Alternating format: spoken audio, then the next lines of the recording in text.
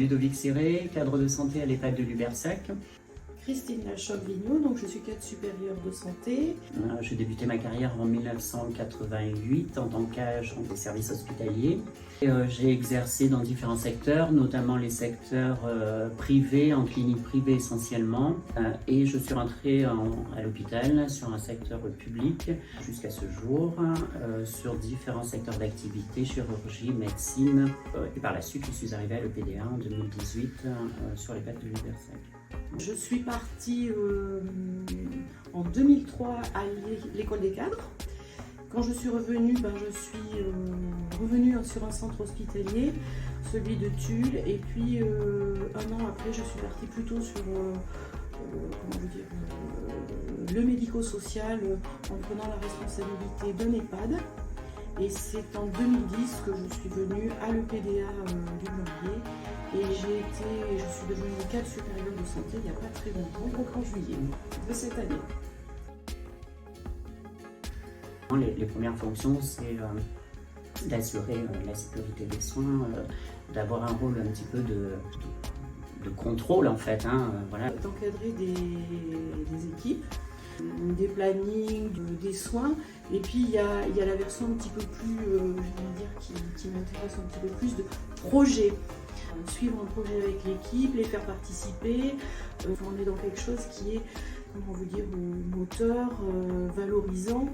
L'accompagnement auprès des professionnels paramédicaux me semble le cœur de notre métier, de pouvoir rassurer un petit peu les gens et surtout de remettre un petit peu de sens à leur profession, surtout à l'heure actuelle.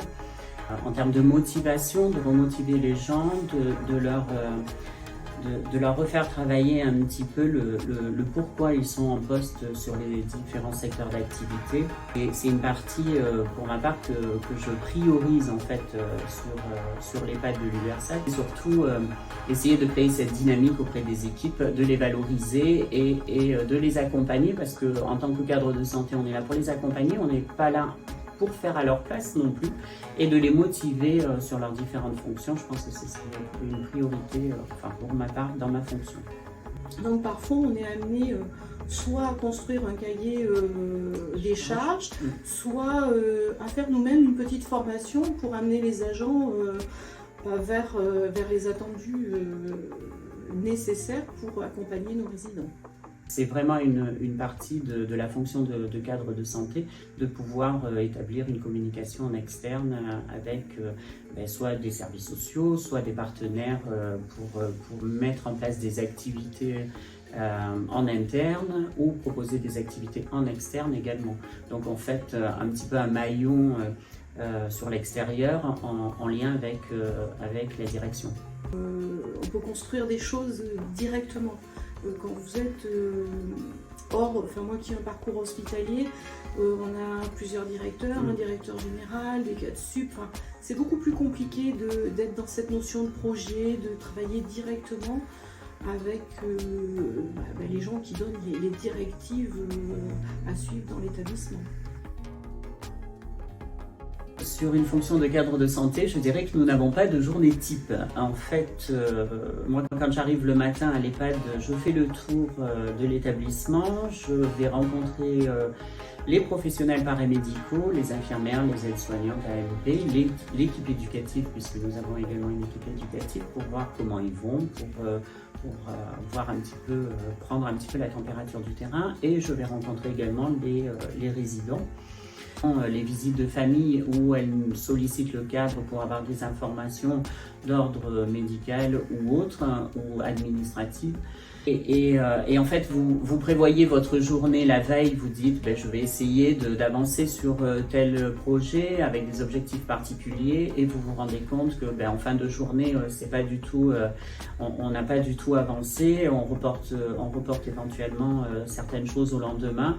C'est le côté intéressant également de la fonction, il faut être dynamique, il faut répondre aux attentes de chacun, des professionnels, des familles, des résidents. C'est nécessaire d'avoir un petit peu de pêche et de tonus tout au long de la journée.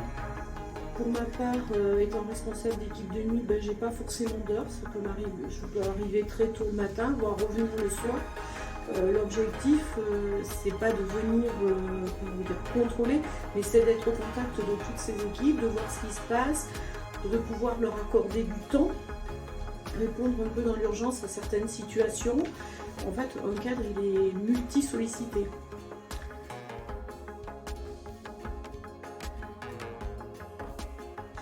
J'ai plutôt à un moment donné choisi le médico-social justement pour pas être dans des tâches qui se répètent, pas le temps de connaître les gens. Le médico-social a un petit avantage, c'est qu'on est quand même beaucoup dans le relationnel. Sur un secteur d'EHPAD, vous avez quand même des résidents qui restent pendant quelques mois, voire de nombreuses années. Ce qui est intéressant, c'est de travailler un petit peu sur cette triangulaire professionnel, résident, famille, qui permet de bien connaître la vie antérieure du résident, de travailler sur certains projets en lien avec les familles, sur un secteur EHPAD, puisqu'ils sont là, on les fait participer à part entière sur ce secteur d'activité. Pour qu'il y ait une qualité de soins et une prise en charge qui soit pertinente et qu'on puisse accompagner leurs proches au mieux que l'on puisse sur un EHPAD. Il y a quand même des difficultés, notamment, je dirais, de recrutement, mais c'est un secteur qui est très intéressant et la valorisation des équipes et des professionnels qui travaillent dans ces structures est hyper importante.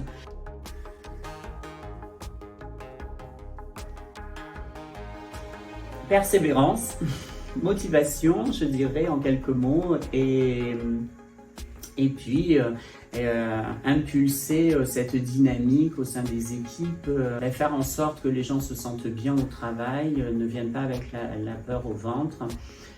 Pour ma part, c'est le principal, et fidéliser un petit peu tous ces professionnels qui sont quand même dévoués. Quand on a envie de faire un petit peu évoluer nos professions, l'approche d'accompagnement de nos personnes âgées, de nos personnes handicapées, on a envie de faire du soin, il faut de la persévérance, je crois qu'il faut y aller. Par contre, il faut bien réfléchir.